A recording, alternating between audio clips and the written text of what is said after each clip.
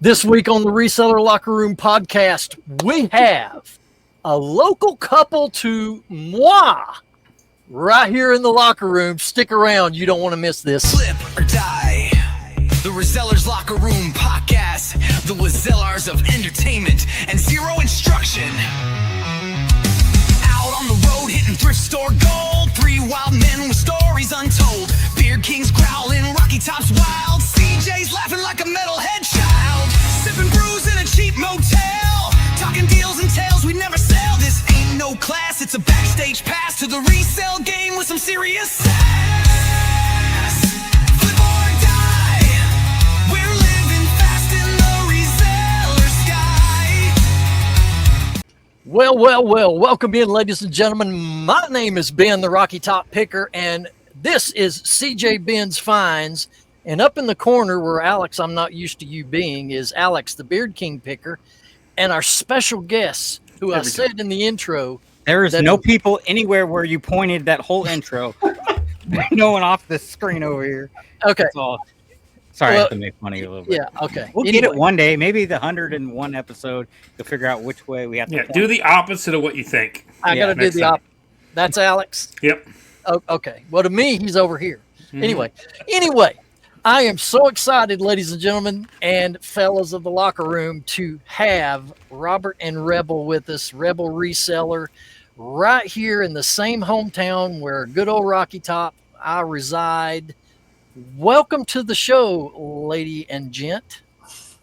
Howdy. Thanks for having us on. It's been a long time coming, actually. We ain't seen you at a yard sale in a good while either, so. Well, you know, I've got a lot of things cooking. We're going to talk about that in this episode, so make sure you stick around. Let's get into this. Obviously, you guys are full-time resellers, correct? Yes. Okay. And you live right here in G Vegas. You know, if you're from Greenville, we call it G Vegas. It's just a fancy name because, you know, Greenville's kind of small. But let's start off. Tell the audience real quick just your background of how you got into reselling, and then we'll go to some other questions. I have actually been reselling. Well, I've been on eBay since 1999, so 26 years. I kind of started out small, selling things in my house, things that I had picked up along the way. And then when my kids were little, I used to go yard selling. And one day it just clicked. I could pick up this one thing, this toy, and sell it on eBay, and it just blew up.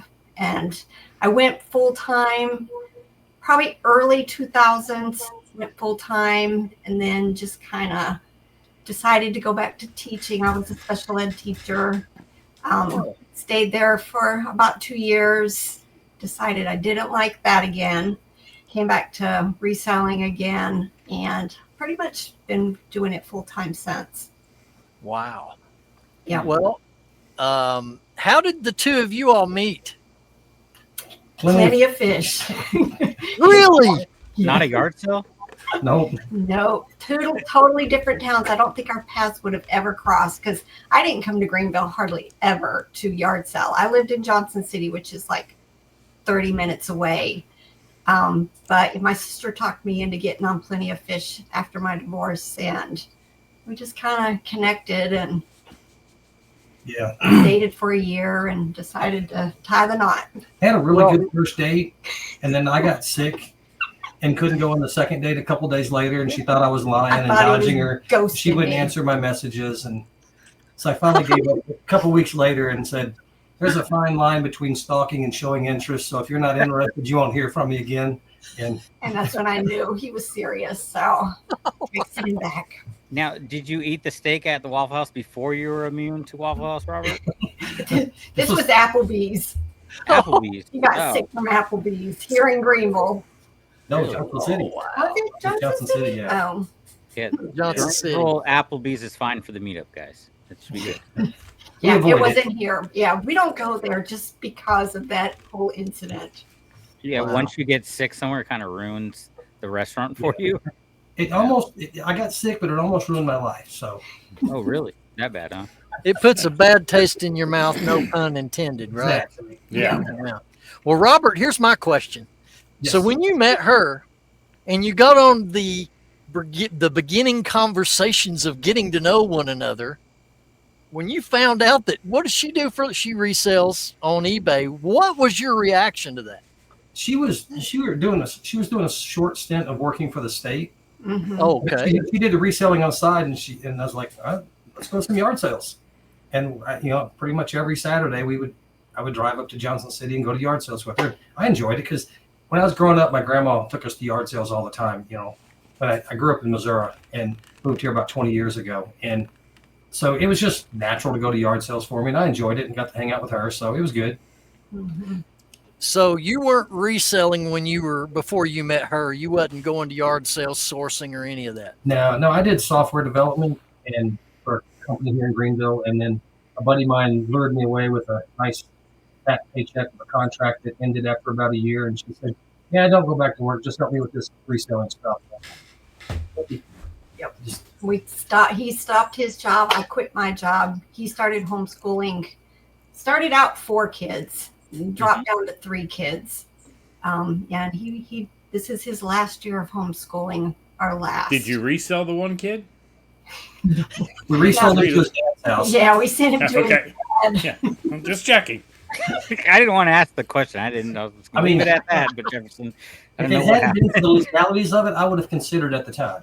Yeah. But right now, we get along awesome. So yeah. Good. All right, that's good. Well, Homeschooling, I'm getting back into that. what kind of things do you guys special in your reselling business that you like to sell and source? I am toys. That's always been my focus. And somewhere along the way, I fell in love with vintage stuffed animals, and that's like my first love. I don't find a whole lot, but and then Fisher Price. I love Fisher Price, all the vintage stuff. So that's my wall behind me. When I first started doing YouTube, I had one toy hanging on a wall, and since then it's just exploded. Are you only trying to look? You're only looking for vintage toys and plushies. You don't pick up modern plushies or anything like that. No, I do. Whatever can sell, and we do vintage Christmas and Halloween. And he talked me into 3 years ago, starting clothes. So whatever we can make money from, because this is our primary income. So we can't just focus on one thing. I don't think. Not here where we live anyway. No. We don't have enough vintage toys here to sell to only do toys. Mm-hmm. And is that the type of stuff you look for too, Robert? These clothes. I do the clothes a lot or whatever. I know when we go to a yard sale or thrift store, she's going to go take care of the toys, and I don't have to because she knows it so well. I just go look at things that she won't look at, and then generally mostly clothes now, but books and small appliances for parts and. Yeah, I've heard books really don't sell, but that's just what I've heard. I don't know. Yeah. I don't buy a lot. I buy one every 3 weeks. So yeah. Books. That's just Don't start talking about books, man. Because that's where I met you in the book section, wasn't it? What was that? When we were at the bins in Nashville, I think I met you in the book section. Oh yeah, that's usually where I'm at. It's funny because I kind of in between the books now. I go look at the clothes because I've been doing the live selling with the clothes. But I got one question to ask, since you do a lot of toys and plush, and you've been doing it for 25 years on eBay. Have you noticed a big decrease in those categories as far as sales go? I just know 5 years ago, plush would sell really well for me during the Christmas, and it seemed to really slow down. So maybe it's just what I'm picking. No, I sell a lot of plush, a lot. I mean, but I have 11,000 items listed, so I'm going to sell, a lot. So 11,000. Wow, that's a lot. Yep. I never have to message you guys and ask how your sales are. Do you know why? Because we go to the same post office, and most of the time your packages are sitting on the counter, and I can count how many you had. This past week, I don't know what happened. This past week, it was awful. So they have 50, and you walk in with your one little sell bin? Pretty much. I wish it was 50. The past couple of weeks have been bad. Yeah. It's been brutal. I'll tell you.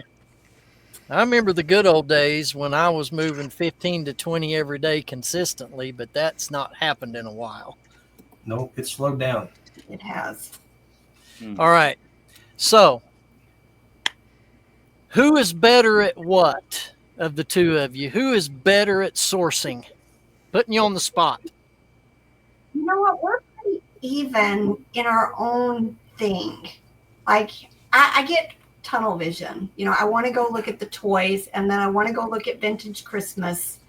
And he's the one that, because he likes to look up stuff. If he finds something interesting, he looks it up. And, have learned so much from the stuff that he picks up. I think we're pretty even. He's much better with the clothes, though, than I am. Well, he likes jeans, and then I'll do like the women's shirts and dresses. Yeah, she does the fancier clothes. I just stick with, I know I can pick up a pair of Wranglers for a couple bucks, and they're going to sell for $14. Mm-hmm. Yeah. It just consistently happens. Yeah. Right. Unless they're trying to sell their Wranglers for $10 like they do sometimes around here at the yard Yeah. sales. So Oh, at the yard sales? sometimes, yeah. Or what is it? Croft and Borrow women's shirts for $5. Only $1. Well, we had a conversation. I don't remember when it was, but my next question of the two of you is who is a better lister? But do you all have somebody who lists for you now? No, it's me. She's the better lister because I don't do it. He doesn't. I list There you go. everything. We have somebody who helps take pictures of clothes. Okay.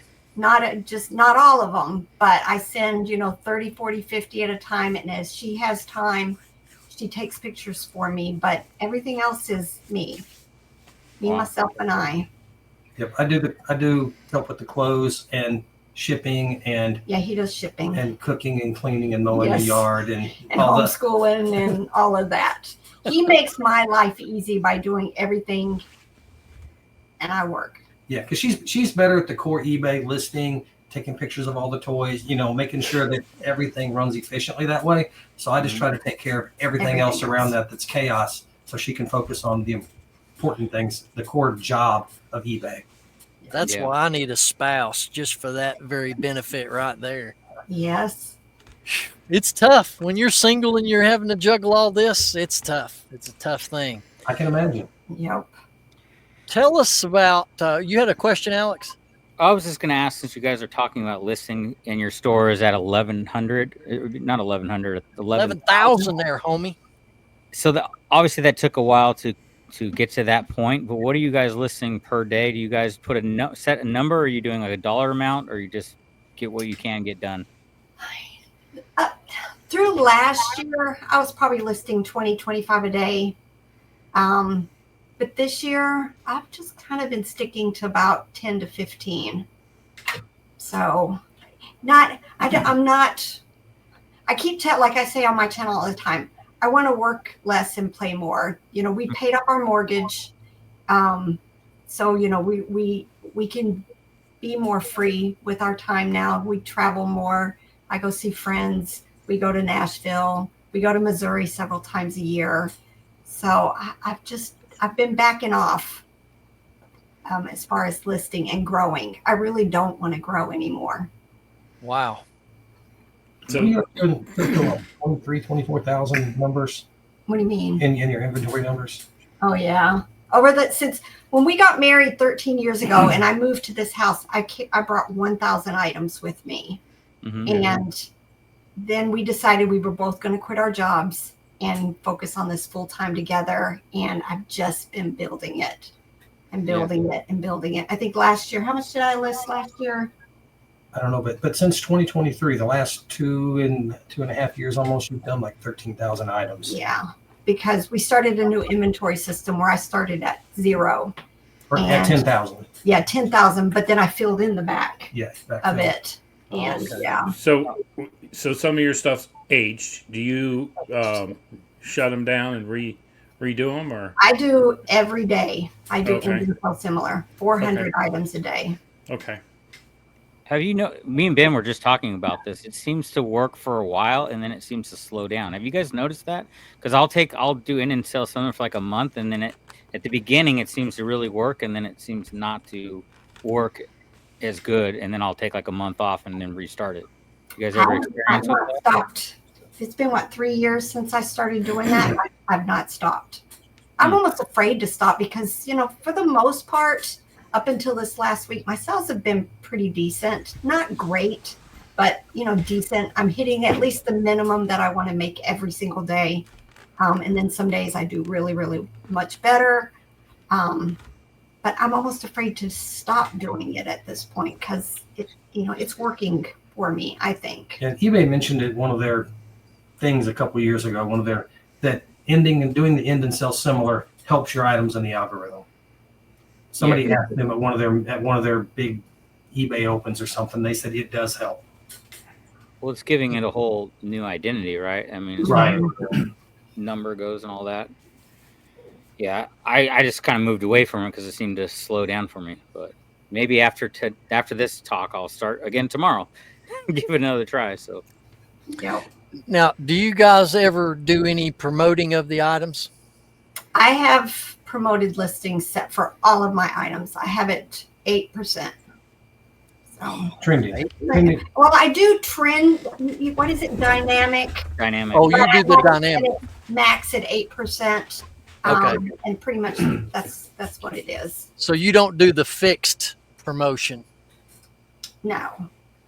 But almost everything is above 8% these days anyway. So almost always, if I sell something through promoted listing, it's 8%, 8%, 8%. I never see less than 8%. Okay. That's interesting. But we don't do the pay-per-click at all. We don't want to touch that. No, I don't know. I mean, I do the fixed rate. I bounce between 2.3 and 4%. Yeah. Because I'm just too. I don't want to give eBay that extra money. Right. So, and With then toys, when there's tons of a lot of the things that I sell, there are many. So I kind of do need to be a little bit more competitive. So that's why I just kind of have stuck with 8. If my sales don't get a little bit better over the next few weeks, I may bump it up to 10, just because you got to do what you got to do. And we've always run sales, but we've been tinkering with a combination of sales and do a coupon, but not a sale. Do the sale without a coupon. So we've been doing that for the past few weeks to see if it makes a change. But with one store, is it because the coupon's not working, or is it just because eBay's kind of not doing great right now? You can't know. You can't do any sort of data analysis to know which it is. mm-hmm. yeah.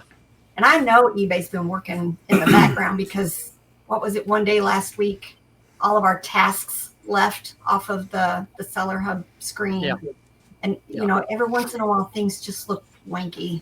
And so, they're doing stuff in the background, which is that affecting our sales, or is it just the economy's affecting our sales, or just dumb luck and nobody's buying plush and toys and jeans right now? Who knows? Well, we always notice a difference when the weather gets nice. People aren't buying as much because they're outside, especially like my weeks are better than my weekends now. The weekends, everyone's out enjoying the nice weather. And then Monday, then all my sales start coming in Monday, Tuesday. So everybody's at work shopping. And they don't want to. Exactly. They're on their I'm phone. of the mentality because of what I sell. I'm working to fourth quarter. Everything I'm doing right now is preparing me for a really good fourth quarter. Mm-hmm. So, And adding clothes in has taken, like she mentioned, fourth quarter used to go up a lot. Now clothes have elevated our sales throughout the year. So we're more balanced throughout the year and less of a spike in fourth quarter. The sales still go up, but because they're a little higher throughout the rest of the year, it's not as much of a spike, which is very nice for the rest of the year. Mm-hmm. So the clothes are a little more steady. Yeah, they're more steady throughout the year. I wish I could. I can't stand taking pictures of clothing. So Yeah, I don't like Now- that's why I pay somebody. yeah. Go ahead, Y'all Ben. just, y'all just sell on eBay, right? Do you do live selling or anything? I tried Whatnot, did about 5 shows, did not care for it. I've sold on Poshmark and Mercari. This year I quit both of them. I'm tired of, having to pay for a bot. And then this whole mess with Poshmark right now, suspending everybody every time you try to end a listing. I'm glad I quit. Mercari's not fair in their shipping for those of us that live on the coasts. I did a video one time on talking about Mercari shipping, and I had comments, and I didn't realize this. I had people commenting who lived in the middle of the United States, and they were like, why is your shipping $13 to ship a 2-pound package? We only are paying $8 for it. And then I realized if you go into the USPS website and you pick a zip code in Oregon, at that time, shipping was like $13. So we on Mercari, because we're the coast, they charging all of our customers $13, whether I'm shipping it to Knoxville or I'm shipping it to California. Or Ben, a couple neighborhoods over, he's paying the same price that somebody in Oregon would. So I just decided until Mercari will make the shipping fair, I'm not going back there, but I do sell on Etsy. Oh, how is Etsy doing for vintage toys? Is that good or? I don't sell a lot there, but I sell a lot of my higher dollar stuff there. Okay. That's kind of been a lot of talk in the book community, a lot of people going over there and having good success with higher end stuff over there. Yes. The average sale price, they're getting not as many sales, but the average sale price is a lot higher over on Etsy. Yep. So I might try to do that. Do you guys use a cross listing tool? I have List Perfectly. So yeah.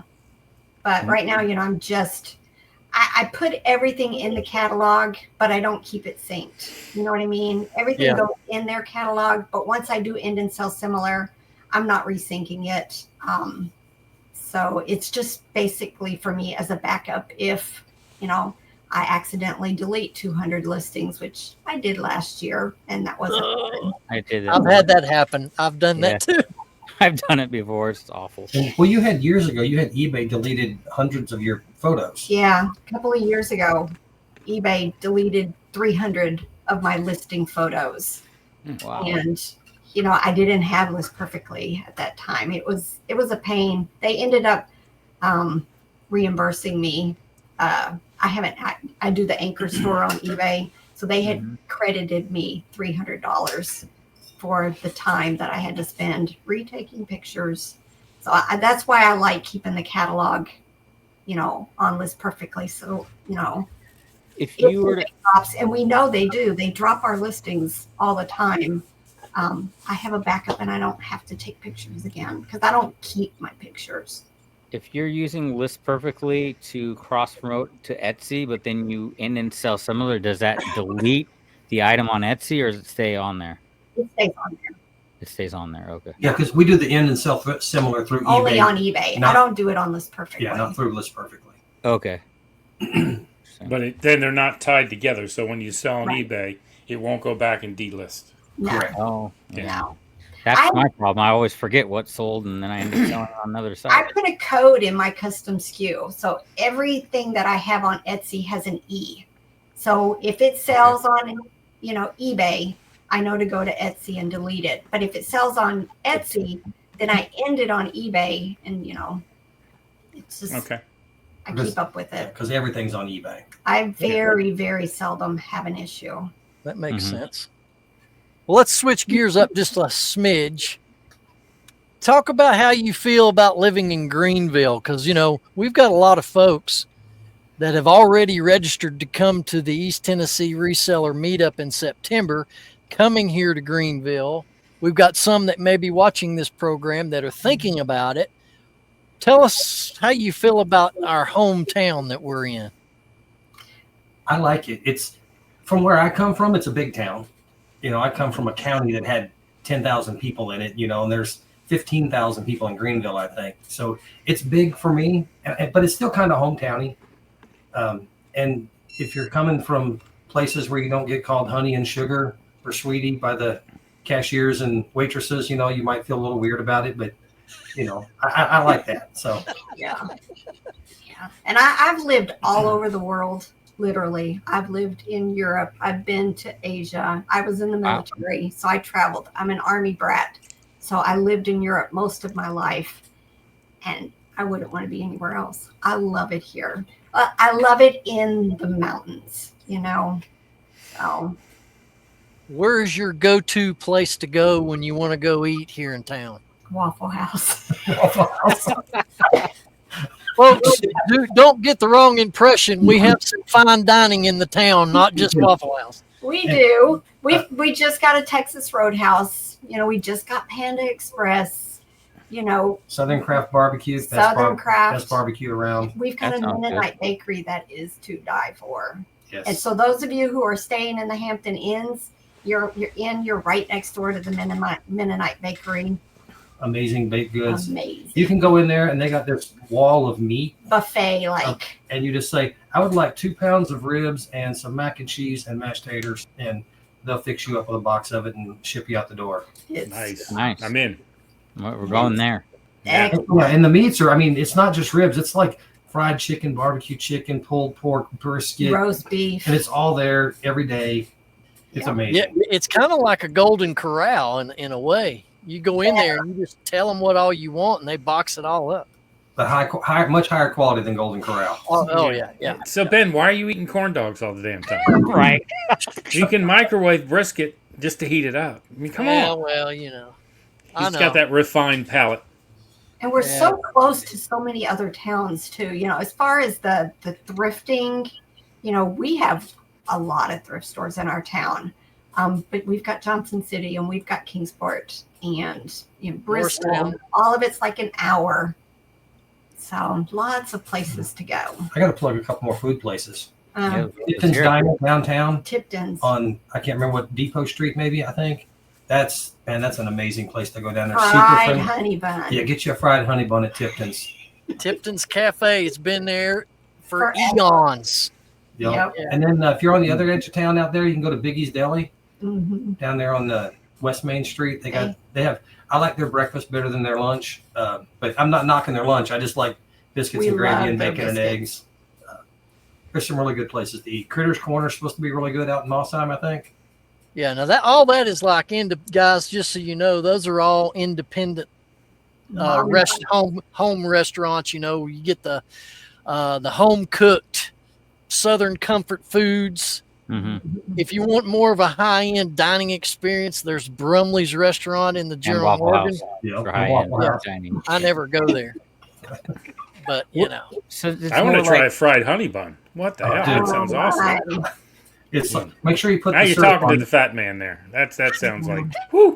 Yeah, make sure you put syrup on top of it too. It just holy moly! Oh, I just had shivers go down my spine. Good Lord. And if you want a lot of food, the Farmer's Daughter down the Irwin Highway, that's like you go in, you order the meat, and then they just keep bringing all the sides you want. You just keep eating the sides. Yeah, that's family style. Family style. Yeah. I'm married, so I can't mess with no Farmer's Daughter. What are we talking about? Now, up in Johnson City, there is a place that used to be an old house, but it's called Junipers, and they do reservations. 2 of you go in there and dine, you're not coming out of there. If you include tip, you're talking about $175 to $200 for 2 people. And that's why we've never been there, I guess. That's why we've not been there. I would never spend that kind of money on a meal because you're only renting it. Yes. Okay, Waffle House. Waffle House. They have the best steak in the world. The great thing about Waffle House, because guys, I don't even know if you know where my house exactly is. It is Waffle House. No? I'm right next to Aldi's. I can walk through this tree line and I'm at Aldi's. So Waffle House is not even a mile from me. We are very close then. Yeah. We're up by the high school. Cool. Yeah, I remember that now. Yeah. Behind my alma mater there. Yes. Yep. It sounds like there's a lot of family-owned, operated restaurants around there. Is that the same when it comes to the thrifting scene there? Is that the same thing? Or is it just Goodwills, or are they small mom-and-pop style? One small Goodwill They have gotten better. I avoided that place for a while, but the last time I was in there, they had more hard goods, and just it seemed a little bit better. Typical prices, but we've got a really good Habitat for Humanity store. We've got an Opportunity House, which is kind of it's a local, but it's a charity type one. Locust Springs thrift Locust store. Springs is good. I think there's another one down on Tuscaloosa Boulevard. I can't remember the name of it. We don't go in there very often. And then there's another one, the old Popcorn Video Store. But we never find anything good there. But other people sourcing other niches, they might. It's just we don't find stuff for us in there. Yeah. We do better at Locust Springs and then thrift stores and estate sales. Yeah. Hopefully I have this company that I call my favorite little estate sale company, and they're a local company in our town. Hopefully they'll have a sale that weekend and we can just all go there also. It's Hillside Estates. But I'm hoping she'll have a sale that weekend because their prices are really reasonable and we usually find good stuff there. Reasonable first day, not half price day. Yep. Nice. Yeah, well, it sounds like there's a lot of good thrifting options there for the meetup. And then we're doing a lot of the flea markets too, or at least that's on the schedule. Do you guys ever go out to the flea markets? I need to. We have not been in a long time. And I keep telling him we should. Like the Jonesboro one is the closest one to us, but it's only open on Sundays. And we just don't normally go out on Sundays for that kind of stuff. But I want to because I have found some amazing stuff there in the past. I've pulled a lot of money out of that one. Yeah, and then Tri-Cities, which is up by the Bristol Motor Speedway, it's huge. Huge. Yeah, I told these guys that it's massive. That It's not. you can't get through there in an hour. I mean, it's big. No. Yeah. I can understand that. On Sundays, I try not to put on pants. I don't want to leave the house. Exactly. Go to church, come home, and do nothing else for the rest of the day. And church is 2 minutes from our house, so we're good. There you go. That's good. But Please put on pants during the Christmas I got season. pants on now. Go to Bristol Motor Speedway and take a look. Yeah. Let's switch back to another gear about the two of you, if we can, real quick. And I'm going to share this on the screen, and I want you guys to talk about this. You have a YouTube channel, and let's talk about how you got started on YouTube, why you got started, because, you know, I've spent some time with you guys in person. We've got to talk quite a bit, and I know that you're a super shy individual, Rebel. So it took major hurdles for you to jump, for you to venture out and go on the YouTube. So tell us about that. Yeah, he started nagging and nagging and nagging. I did. And I'm so technologically inept. I thought, like, the first time I tried to make a video, I thought it had to be perfect. I didn't realize you could edit a video and take out what you don't like. So I made him record this video 3 times before I was happy with it. And I didn't want to do it, and I was very nervous in the beginning. He was behind the camera, but he wasn't part of it. You know, he was just there.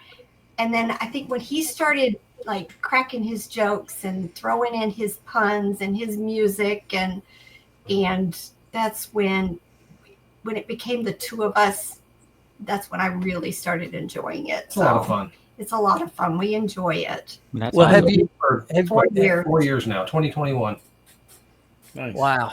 And you have 15.5K subscribers. Nice. That's phenomenal, guys. And have you ever thought about taking these bloopers that you recorded and just put out a video of just your bloopers, just to let people see that you ain't got to be perfect to do this kind of thing? He threatens a lot because he'll send me pictures. Like, he'll take a still shot of my face, is like, you know, and he's accumulating them, and he keeps threatening that he's going to put a compilation of all of the stuff. Gotta do it. Yeah, the things though that he keeps out of the videos are definitely appropriately left out of the videos. Well, you'd be surprised how much, if he done a compilation video, how much traction that would get, because people like humor. They like to laugh. They like to see people goof off, mess around. That's the only reason I think we've done well on this show. It's because Yeah. we're not all serious all the time. but- No, people like to be entertained. They like to know that people are real and have fun. Yeah. Mhm. So, how many videos are you on a schedule? I mean, how often do you upload, or what's your process? We try to do 2 haul videos and 2 what sold videos. So the what sold videos are usually Friday and Sunday. I do my sales from Monday through Thursday, and then my sales Friday through Sunday on the second one. And then the haul videos, we're a couple of weeks ahead because anytime I try to show most things that we've picked up. And then we do these trips because I can't source enough here to sometimes, the toys, the things that I like to share, the things that I'm known for. So we do these trips. We'll go to Missouri and shop at the bins for 3 days in a row. Or we'll go to Nashville. We've gone to Indianapolis. We've gone to Florida. We've gone to North Carolina. We've gone to Connecticut and New York on just trips. And we fill our truck as much as we can. And then when I can, I drag these bags out and start making haul videos on them. North Carolina, the one that has the bins there too in North Carolina? Asheville? Oh, Asheville, yeah. Asheville, but we don't do very well there. We did in the beginning, but recently if you're a clothes person, which I mean, I don't, that's not for me. That's him, but I don't want to go to Asheville just to get clothes. So we've been going down to Charlotte and In Columbia, we've been Columbia. We prefer to go to Nashville if we're going close to go to Nashville because there are 2 bins. We generally find enough good stuff there into it, and we'll leave here in the morning after shipping, go there, spend all day, and stay the next day, and then maybe the 3rd day, and then come home in the afternoon. And usually we get 5 or 6, 7 large trash bags. Yeah. Nice. I we mean, go to anytime- go ahead. who was talking? Jefferson. Oh, I go ahead. said Jefferson. nice. No, nice. That's all you got? That's He's all I got got. nothing. Like He's I got said, nothing. nice. Gosh. I've never left the Goodwill bins in Nashville without like a full cart. Like anytime I go there, even on a slow day, like you can always get a cart full of stuff there. It's a good place to go. I noticed though when we went there for the Nashville Reseller Meetup, there's a lot of people sourcing what I want to source now. It was like, look at that. That person's got a whole cart of my stuff going that way. That always hurts when someone finds something that you want, especially when you're on one side of the bin and then they roll out the one and it has all the stuff you want and you can't do anything about it. That's the one down thing about the bins. Yeah, I was lucky though at that last trip there. I saw this lady's cart and she had all of these vintage Polly Pocket things sitting in her front of her thing, and I was like, "Aw," And then later on, I'm the type I like to go to the ends of the bins where people are discarding their stuff.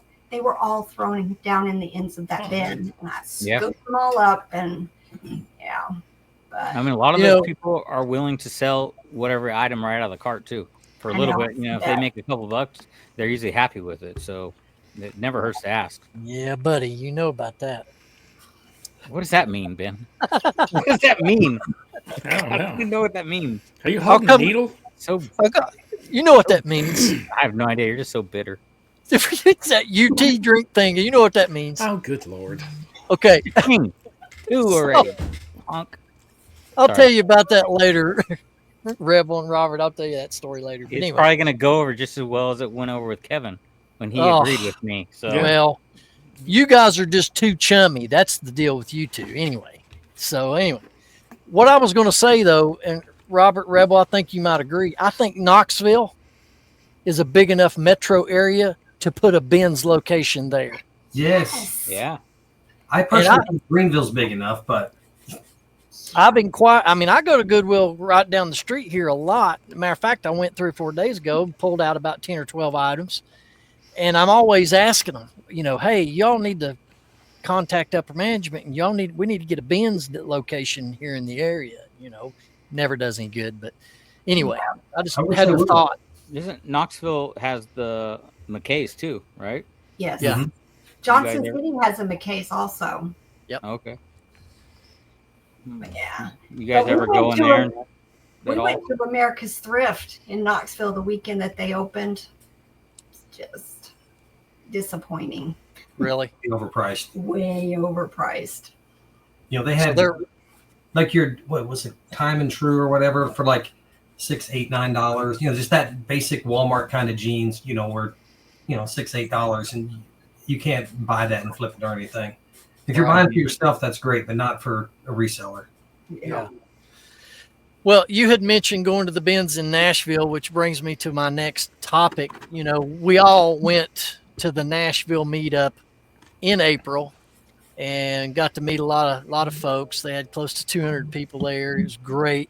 Tell us, we've already gave our opinions of it on the show, but tell our audience what your feelings was about the Nashville meetup, your likes, your dislikes, what you'd like to see different, those kinds of things. I enjoyed it. My biggest regret, though, was not staying at the Holiday Inn Express. We got an Airbnb, and I just realized we missed a lot of the opportunities to interact, and we weren't even close enough where it would have been nice to, you know, be able to go there and meet up with people and talk to people. Mm-hmm.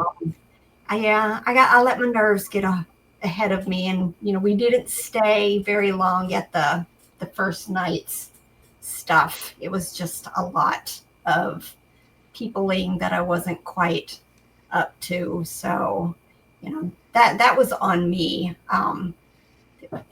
What do you think? I liked meeting a lot of people. I mean, we had a lot of fun there. We just wish we would have stayed at the hotel, but it was just the hotel. The Airbnb was significantly cheaper. We stayed 3 nights at the Airbnb for cheaper than 2 nights at the hotel was going to be.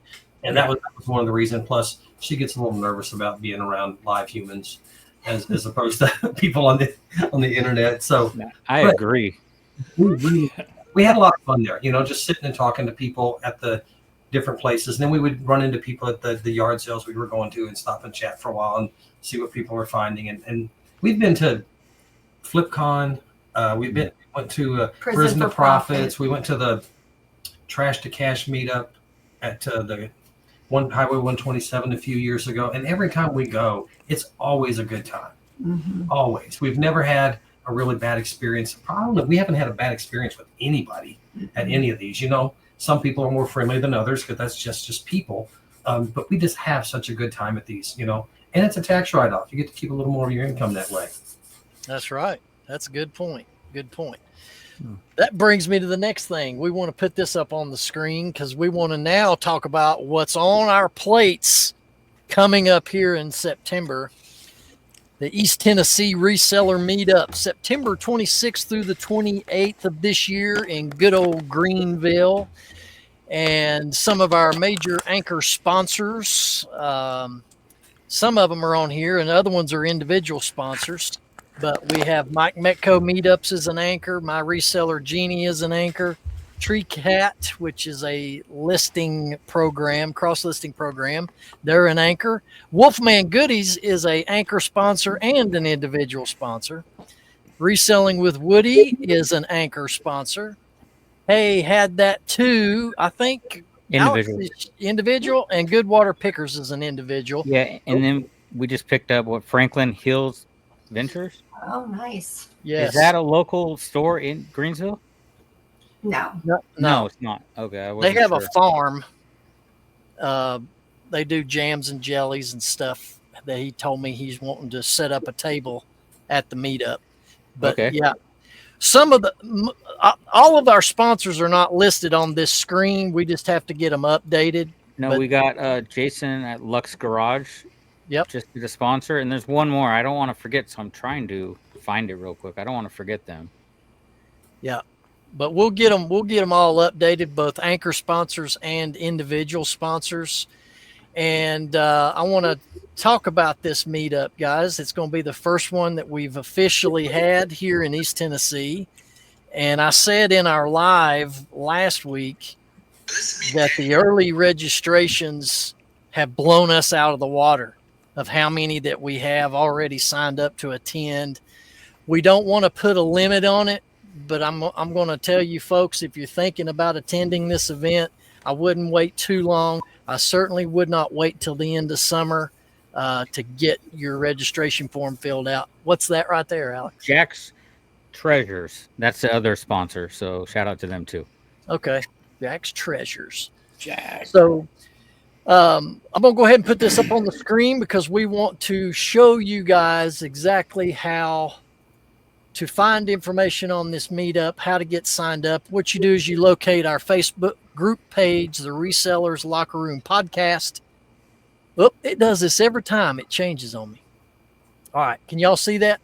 Mhm. If you'll scroll down, you'll see under all these bubbles of people. By the way, we have 128 members, and this page is only less than 2 weeks old.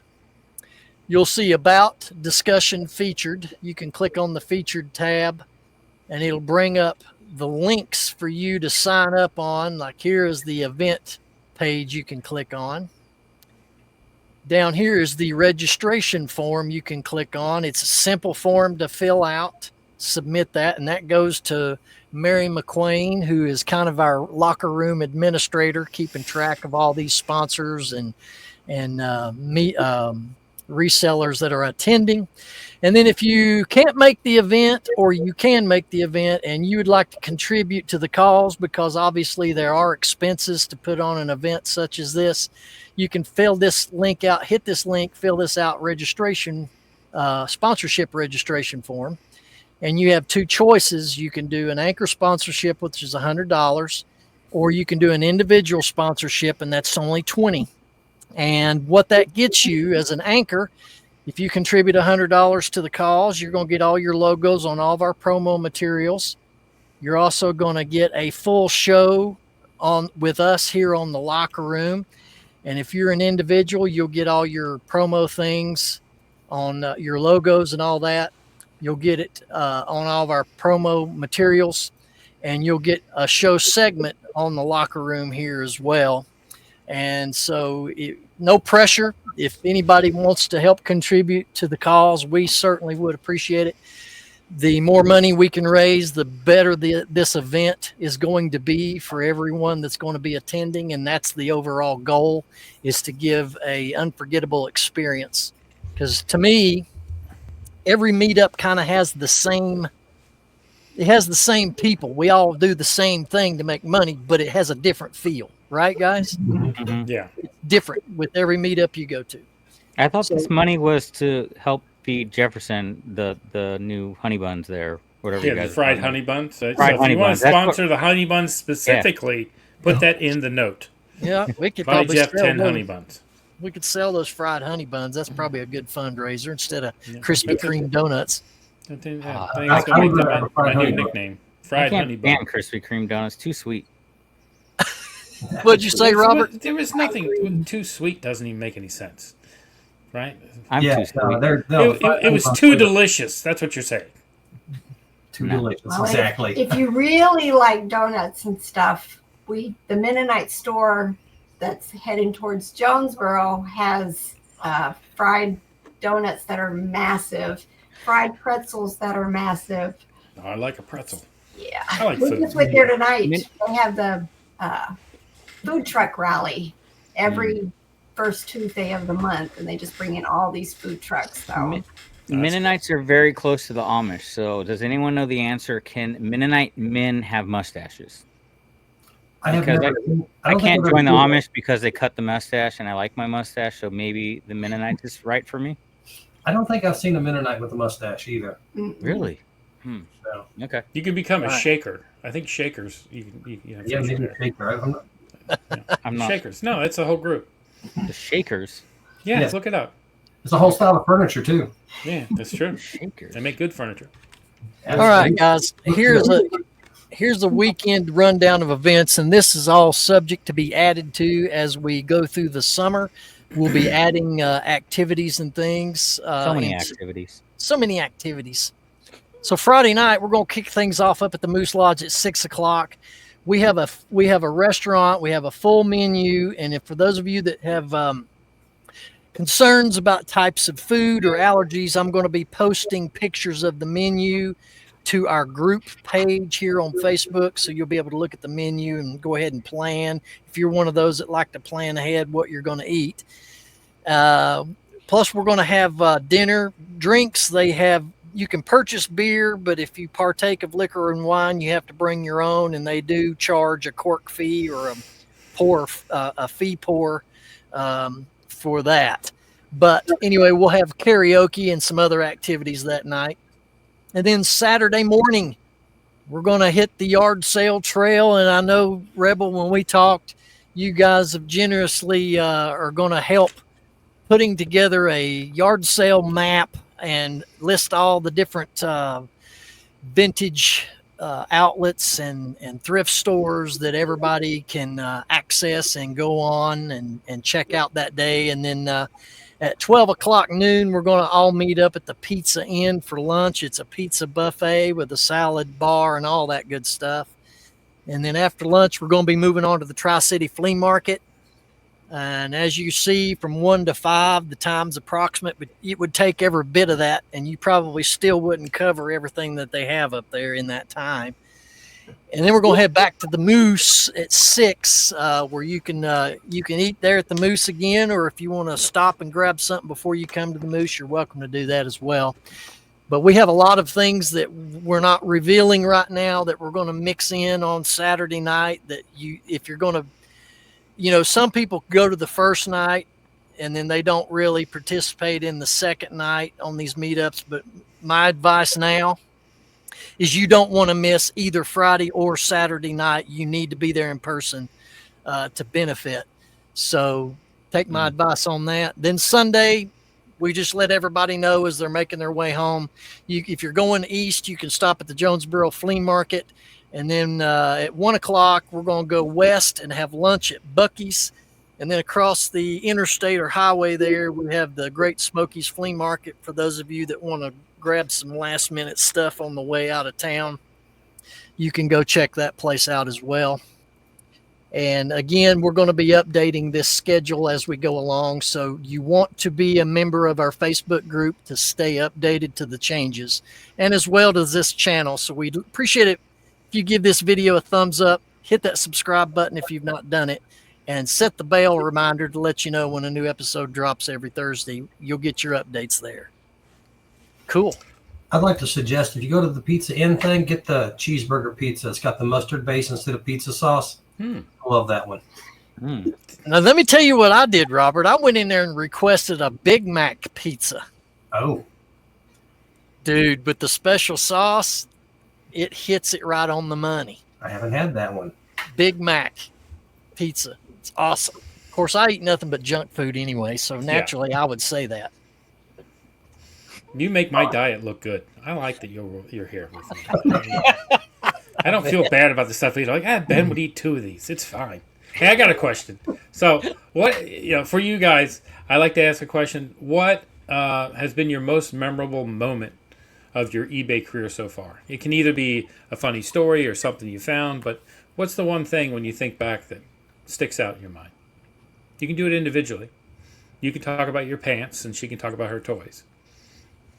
At the risk of sounding sappy, I honestly just enjoy working with her all the time.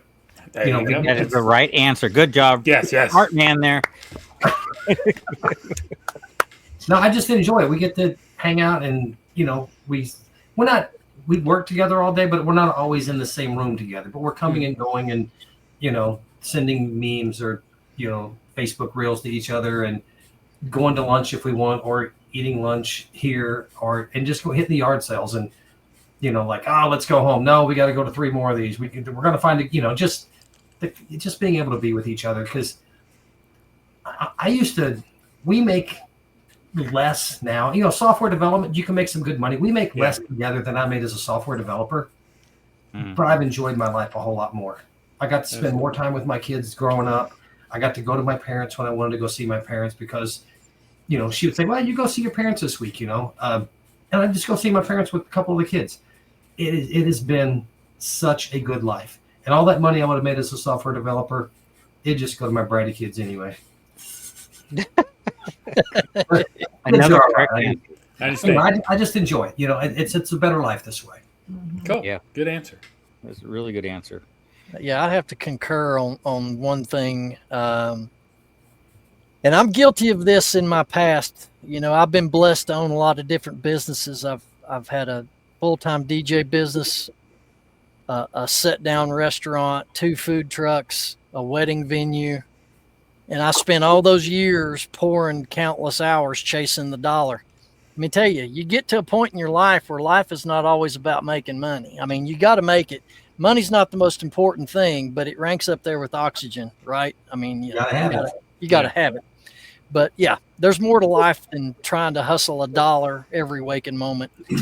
I just admire the two of you because I've said this before. If you're a married couple doing this business, you have got so much of an advantage over any person that's single like myself, because, you know, single people, it all falls on the individual. You two working together as a team for a common purpose, common goal is to me the way to do this business. Yes. Yeah. So kudos. If you're not married, find a partner. You know, find a business partner, you know, if you can. You know, that online dating thing, I was shocked to hear you say that. I was like, because I've tried it and it's just, I bet nothing. I was lucky. I was really lucky because, yeah, there was a whole lot of toads. It's either you try that or you date AI. You know, it's one of the two. Yeah, I've watched the segments, Ben. Yeah. The AI girlfriend. Well, now that you brought that up, let me, Rebel, let me tell you about my good best buddy Alex up here, about a deal that he done for me. So he went to, wasn't an estate sale, Alex? Where did it go in that video? It was a church sale. Church sale. So he goes to this church sale and he calls me and gets me on FaceTime and says, "Hey, let me show you this UT football drink. It's about a 2.5 gallon foot. I'm going to take you off the screen. A UT football shaped like a football, but it's 2.5 gallon on this orange stand with a black pour spout that you can fill it with tea or Coke or whatever you want to drink out of. He goes, "What do you think of this?" And I was like, "Well, what do they want for it? What were they asking for it?" 25. Mm-hmm. So I said, "Well, you know, he couldn't find any comps on eBay if it's sold."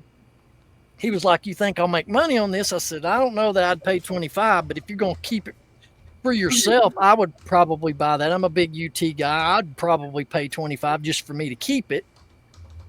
So anyway, he hangs up with me and he's got me on his video, which I ought to get some credits for appearing in that. But anyway, he went ahead and bought the item. And then when was this, Alex? This was last year you bought that. Sorry, I'm trying to make a deal right now. What? It was last year when you bought that, right? Yes, that's what all the storage fees added up to. Okay. Yeah. Just to show you how far behind he is on uploading his material, guys, he just put the video of him buying it. He just put that out like 2 weeks ago. Yeah. I'm a year behind. Okay. So I watched this thing and he's coming out of that building carrying it, talking. He's all proud. "Oh man, if I don't list or sell this is going to my friend Ben." And then he gets in the truck, the video ends. But anyway, when he decides he wants to see if I want to get it from him, he goes, "Yeah, I'll sell it to you for $40. Now, at the time he offered, I didn't know what he gave for it.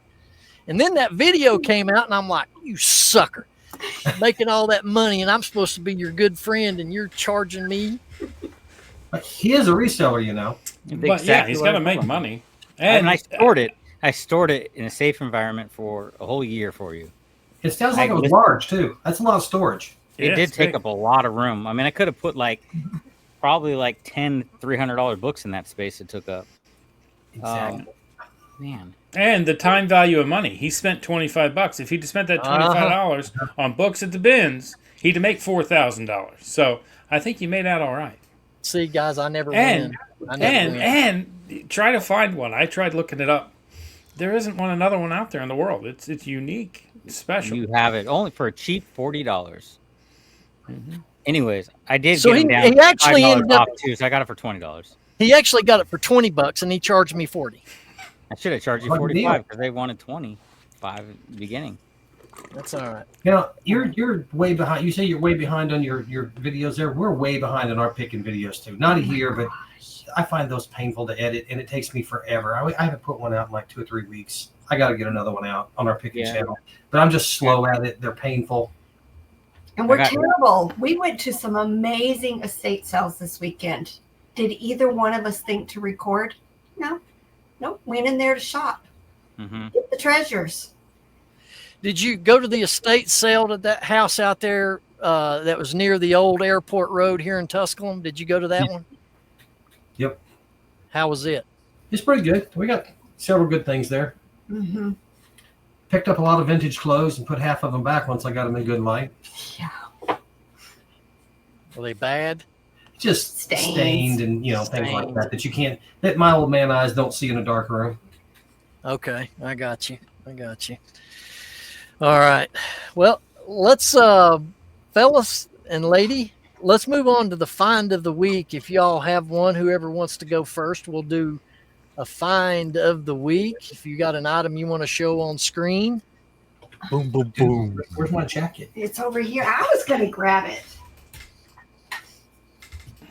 This is a find and a fail, because I know you guys do fails also. All right, let's see it. Okay. It's a little jacket here. And I know you guys have seen the video about like the Clifford the Big Red Dog. Yes. Yeah. So he shows me this jacket. Look, it's Furby. It's vintage. And I'm thinking, yes, I'm going to auction that sucker. And then I go to start processing it this weekend. The zipper's broken. I mean, the fob. It's missing the little button thingies. You can check none of the things that make that you could close it. But you know what? I'm listing it. I'm listing it and just say it needs repaired. I still think it's going to be worth a lot of money because Furby, you don't find Furby clothes. This was at that estate sale back by the airport road. I should have checked this. Yeah. Well, you could probably take it. I forget her name. She's a seamstress. She has her own business. She used to put patches. When I was in a motorcycle club, she would sew patches on my leathers. She could probably fix that, guys, and get some more money out of it if you had it fixed. I can't remember. Olga. I think it's Olga. That's who we've used before. I used her for a pair of pants. I don't know where she moved to though. She moved her shop.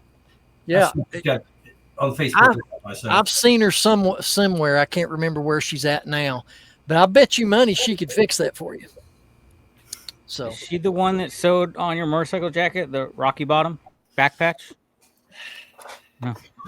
I can see your face. Alex, do you have a find of the week? I just like your shirt he wears. This bitch don't fall off. I'm not sure what that means, but no. Look, this is my current shirt. Does it look like I care? No, it doesn't. I don't care. But anyway, do you have a find of the week, Alex? I haven't been sourcing except the big book buyout I did, so I haven't gone. But you guys know, I've showed the floor a couple times. It's a mess. You can't really see the floor. So I found this on the floor today. What is that? They're the CD cassette. Like they're tapes, blank tapes. Nice. We listed these today. This one for $59 and this for $34.99. They sold within 10 minutes. Wow. They were been sitting on the floor covered up by some shirts, and I was like, "Oh, let's list those." So cool. Yeah, what about you, Jeffrey? Yeah, I haven't been sourcing because I'm in the middle of rerouting and doing different things. But I did find a big bottle of Yukon Jack for $20. So that's a plus. Is that another plastic bottle? It is a plastic bottle, but it was $20 and it's 100 proof. So any I can forget my liquor life that's in a plastic bottle is super cheap and usually is pretty awful. No, it's delicious. Yukon Jack. You never had Yukon Jack? No. It's horrible. But I had a friend when I used to live in California, Jim, who would drink anything, and every time I'd buy him a shot, he wanted Yukon Jack. Made me think of him. And I'm like, the little bottle was $17.99, and that was $20.99. I'm like, I'll get the big one. And I realized I don't like it. But, it's kind of like a weird citrusy, sweet. But, I'm going to bring it to to the meetup, and then they can pour it from back there. There you go.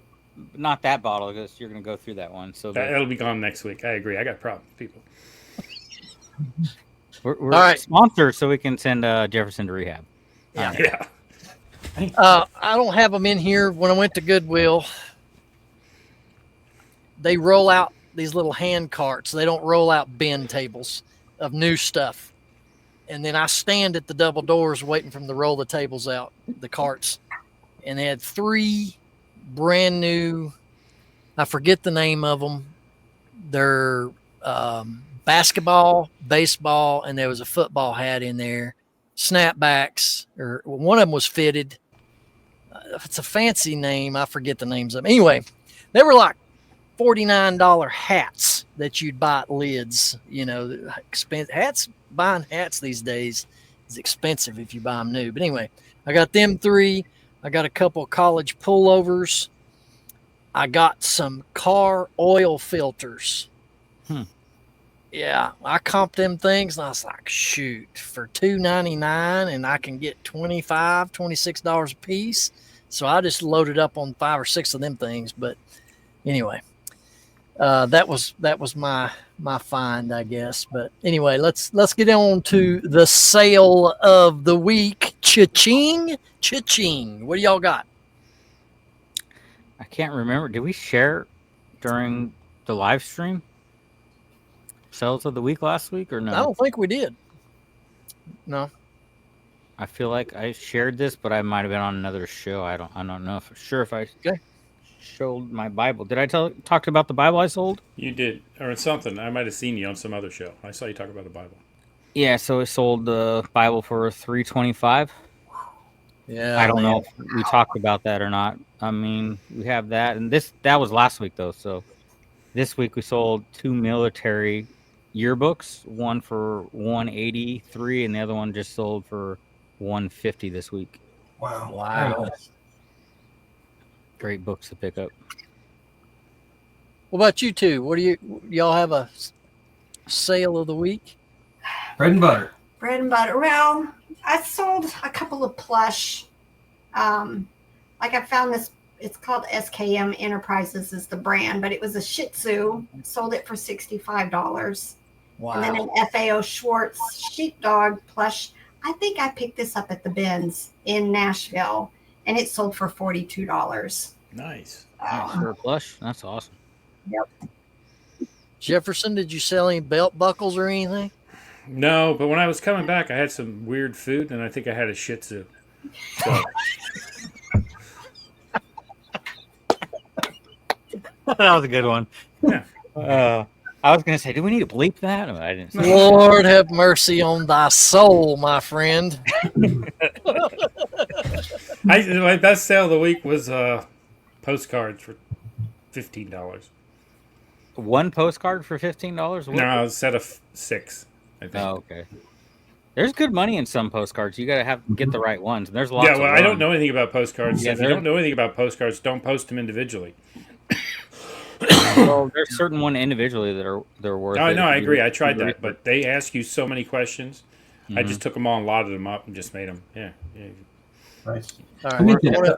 The same with like stamps. I don't know if you guys ever mess around with stamps at all. Mm-mm. You mentioned belt buckles. I picked up one at an estate sale here. It was a couple years back, and they were selling the belts for $2. When I picked the belt up, which I normally don't look at, but I picked it up and looked at it, it had a Morgan silver dollar in the belt buckle. There you go. You know, like $25 or whatever by itself. Mm-hmm. Oh, sold it. Oh, yeah. Yeah, I sell a lot of belt buckles. It's one of my things. I'm trying to niche down to, I think. So. All right, let me get to this real quick. We want to thank sincerely our paid members to the locker room. We have Wolfman Goodies on YouTube, Mike Camparelli of Metco Meetups on YouTube. Mary McQueen joins Mike on their shows, and they talk about all the upcoming meetups, including the East Tennessee one. So you can tune into their channel. Trash to Cash Podcast, CJ Benz right down in the corner here on the show. Vintage Sports Flips, that's Keith here on YouTube. Goodwater Pickers, also a sponsor to the meetup on YouTube. Rick Rotman, Reselling with Woody, also a sponsor to the meetup. Eagles and Beagles, is a new sponsor, or not a new sponsor, but a new paid member, and our one and only Buttery Biscuit Butt. And guys, if you want to help be a part of this channel and what we do here, you can find 2 different membership levels. The MVP level is $4.99 a month. Also, you can do the Skybox membership at $9.99 a month, and this will get you early viewing of each weekly show, plus some backstage footage that only goes to the paid members, as well as any footage that we shoot when we're all together in person in a meetup situation scenario where we video material.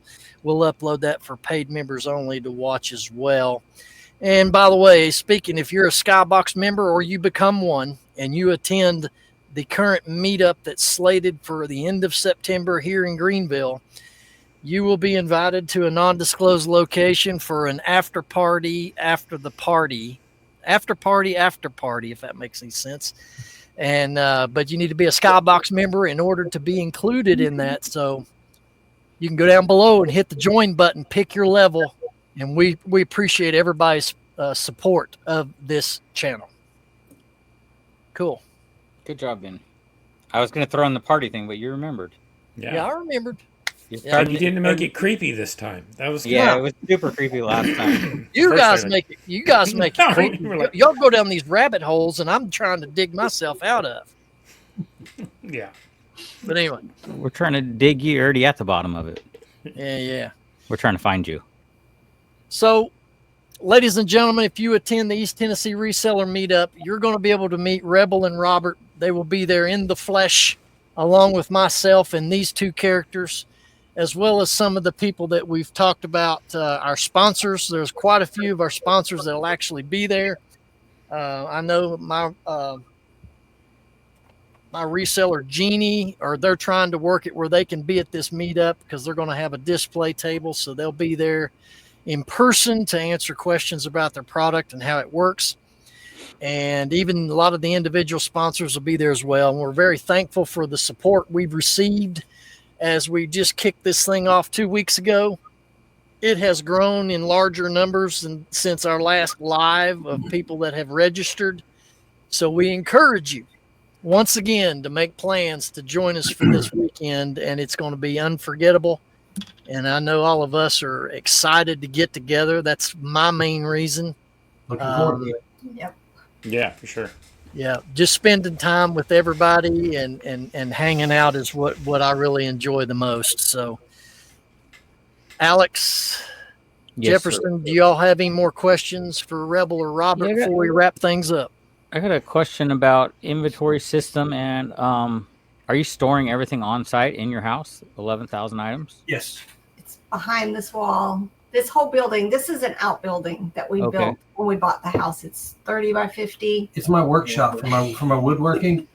Is there any woodworking going on in there anymore? Or No. It over. They're all crammed in a corner in the basement now. Yeah, probably I might have 1,000 items that I'm bringing over. We're trying to make room to bring this building used to be 2-fold. It had like canning stuff and camping stuff and tools, and we're moving it to the basement where I used to work out of our basement. Now I'm working out here exclusively. Grab a basket. But yeah, I have in the military, I was an inventory manager for 13 years. So I'm pretty good with inventory management. So everything gets numbered. Everything has a bin number. Every bag has a bin number. I mean, item. Item number, yeah. Everything is bagged. Everything. 11,000 bagged items. Wow. So, Nice. Where do you buy all your bags? That's a lot. the boxery, mostly on eBay, is where we get the bags. We do a lot of boxes from Granger. So we go to Asheville and pick it up. So do you have all your bins? Are they all laundry baskets, or do you not use tubs? I don't like tubs because they leave a smell. It's just, I don't like that plastic smell. So no, mostly everything is either opened tote or laundry baskets. The laundry baskets at Walmart used to be $7 and something. Now they're like $16. So I'm trying to, use totes that I pick up at, yard sales and Yard stuff. sales. Mm-hmm. So over the time growing to 11,000 listings, how many times have you changed your inventory system, or has it always been the same system from the beginning? Okay, I have to kick her a little bit here. When we got married, they were in these baskets. 1,000 items. No, 1,000 items. No, Rebel's a tightwad. I mean, she's frugal. I'm frugal. She's frugal. Very frugal. Everything was stored in a Walmart bag, which are gray. And she had it tied off, and she would send me to pull, the brown bear in that basket. I'm like, there's like 12 of them in there, and they all feel the same. They all look the same. So I'm opening up each one, and I was like, no, we're getting clear bags for this stuff. And he bought the bags, and he bagged everything for me. And then we got to the point in 2023 that, we would like to, when we go somewhere, have somebody do our shipping for us. So I said, we can't keep loveys, little things with like a bear head on it. It's a little blanket about yay big. She has a basket. I mean, multiple baskets. They've got to have like 40 of them in there. And there's like 12 blue ones. And I have to pick out the blue one that's the bear. And there are 12 of these things in there. And so I said, we got to have a number on these things so I can pick the bag up and know this is the right one. So I'm not shipping the wrong item. So that's when we went and numbered everything. Yeah. And it's made pulling everything so much easier to make sure you get the right item every time, except unless you just look at it and don't type the number in. Look at it wrong. But yeah, it's made a huge difference in efficiency and making sure that everybody gets the right item and being able to, if we decide, like sometimes we go somewhere, we have one of our kids come, just, come over and pick, something that sold that needs to be shipped that I wasn't anticipating. Then my son can come over here and find stuff very easily for me. That's awesome. Man, What has been like the best item you've ever found? Or what do you consider that? That was honestly, it's because we talked earlier about how she goes and focuses on her stuff, and then I go look at my things. And this was before we were doing a lot of clothes. We were doing some clothes, and I was wandering around on an estate sale because I was done looking, waiting for her. And I just went into an office, and if I find something interesting, I don't know what it is, I look it up. And they had a little box that had glasses in it, and it was $5. And when I looked it up, it's For basically visually impaired. and it will read all the text on a screen or something like that. And it sold for $2,000. Whoa. Wow. Nice catch. Yeah. That's awesome. Wow. And see, I'd have never picked that up. I'd have never taken the time to look up anything like that. Where that's his thing. He likes to look up anything that looks interesting. Yeah, anything that looks weird. Like, oh, what's that? I picked up we don't normally spend $60 on something. We pay $1 or $2, like at the bins or whatever. But I picked up we stopped at a yard sale. I was like, what is that thing? And it was a flower picker for make like flower bouquets or something. And they wanted $60 for 2 of them, but there were 2 listed and like 6 sold. So I was like, this thing's going to go fast. And it sold for like $120, but it, very fast. Yeah. So look Is it up like a metal pick machine? You put for like wedding bouquets. Yeah, I used to own a flower shop in my Yeah. earlier days. Those are good. I still have mine. They Yeah. work out really well. That's my suggestion. If you don't know what something is and you got a few minutes, look it up, see what it is. You might learn something, or mostly it's nothing, but sometimes it is something. So they would pick you up, Jefferson. They said anything that looks weird and strange. Exactly. And I've heard And- someone said you're strangely attractive. My favorite comment on the state when I was younger was, you're oddly attractive. Oddly I'm was going with oddly it. Oddly attractive. That's perfect.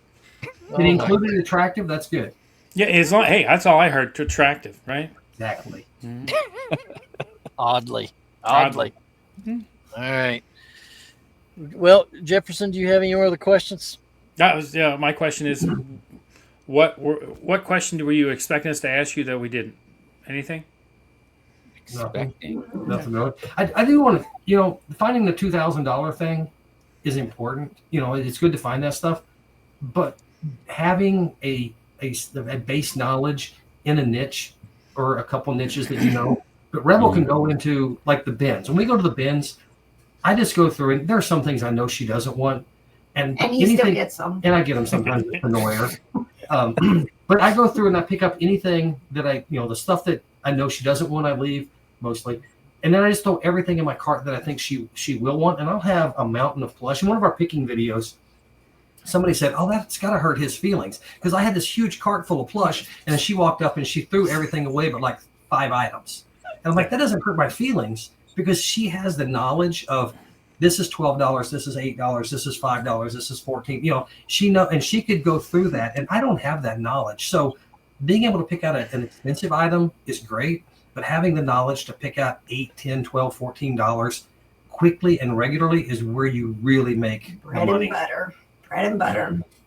That's very true. Know your business. Know your business. Yep. Know your And so you have to source what you can find. You know, we're not in big cities. I'm never going to find, you know, some brands that I see other people find, you know, especially in clothing. But we sell the heck out of Wrangler and Levi's and Lee and American Eagle. You know, we sell the heck out of it. And I know there are other sellers I've watched that won't touch.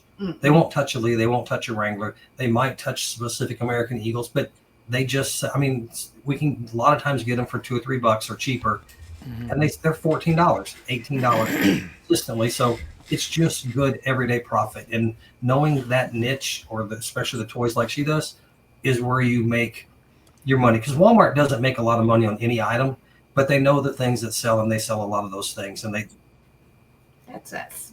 Yeah. That's awesome. Is there one item that you're like your bucket list item to try to find? I used to say, what's the doll? The Sasha, no, Little Blythe. Like, yeah, a Blythe doll, which I found. You know, I like. She looked like Wednesday Addams almost. It was an odd doll. Yeah, I have found most of the things, and like for my wall, there's certain things I wanted, so I just went and bought them for myself. So you know, they're on my wall. The Fisher Price blanket right there. You know, like they're $60, $70, $80. You know, I just buy it now. But I've not found a really good Rushton, which, you know, for the plush sellers, Rushton is like the one that can sell for thousands of dollars. I've not found a good one yet. I have found them, but not a good one. So Rushton. Is that based on like how the ones that are worth the most when it comes to plush? The vintage, the older, the better? Is there certain? There's certain brands. There's any brand, you're going to have your high dollar stuff. I put out videos quite often on, like, you know, I'll pick a brand like Douglas and I'll show you all the things that have sold that are high dollar. But there's a lot of bread and butter, a lot of stuff that don't sell for a whole lot. And that's any brand, you know, pretty much. There's going to always be high dollar stuff and then mostly bread and butter stuff. So cool. But yeah, look up rubber-faced Rushton and then look for it. Find one. Rubber-faced Rushton. Rubber-faced Rushton. You know what, Rebel? I meant to tell you guys this, but it's good that I'm gonna set a good example here. I have a bunch of plush in my store, but I delisted it all because I'm getting out of it. I mean, I had these shelves above my head, stacked full of it. And I threw it all in these massive trash bags. So we need to make a point to get together, and I'm going to let you go through it. You can take whatever's got some value. I'm not going to sell it to you. I'm going to let you take what you'd like, and if it helps you, then aces. All right, that's a deal. Anyway. It has been a pleasure having you guys with us, and I'm sorry we're just now getting around to having you in the locker room. Since this conception of the meetup, we've been booking the show like crazy from now until meetup day. Yep. And one of the other reasons why we picked this weekend, for those of you watching, and Robert and Rebel, if you didn't know this, is that weekend is actually the celebration of the 100th episode of The Locker Room. Oh, wow. Oh, nice. Oh, nice. So that's kind of how this thing really got started. But even before that, after we did the 127 meetup last year, Alex and me and Archie, when Archie was a part of the show, we had planned on them coming here and staying here at my house and us just hanging out for a few days. I just got a So- text of Archie's plane ticket. He's Yeah, he actually just coming. sent that to me. Wow. Yeah. So anyway, it started with just the three of us wanting to spend time together, and then after 127, it just started blooming because we spent a whole week together in Crossville during that meetup. So it just kind of ballooned from there. But anyway, ladies and gentlemen, go check out Rebel the Reseller on YouTube. Give their videos a like and subscribe if you've not done so. They're going to be a big part of this meetup coming up in September. It's our hometown. We're all here together. We may all go to Waffle House and eat together. Yes. Who knows? We'll get a steak. But anyway, all right. Y'all got any closing things to say, Robert and Rebel? You got anything else you want to say? Be at the meetup. We're looking forward to meeting everybody because it's going to be a lot of fun. They always are, and just make sure you're there. Yes. Very good. Go check out their channel.